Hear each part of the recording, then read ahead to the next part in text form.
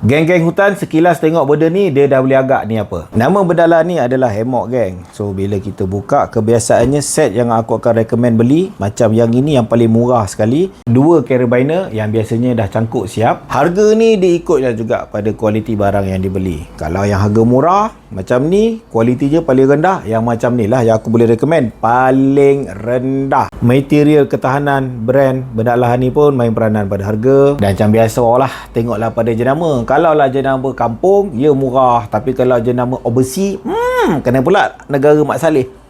Cara dia simple, masukkan yang banyak lubang kepada yang satu lubang, kemudian kau jerut kepada pokok tu.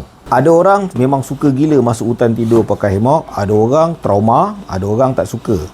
Yang trauma tu dah kenapa pula kan? Tapi kalau kau pegang sangat lah pada statistik tu, lebih baik kau jangan naik kenderaan. Sebab apa? Lagi ramai yang aksiden daripada kes orang-orang yang kena yang bukan-bukan tu. Nanti aku akan buat review di outdoor macam mana cara nak pasang hammock. Bapak senang.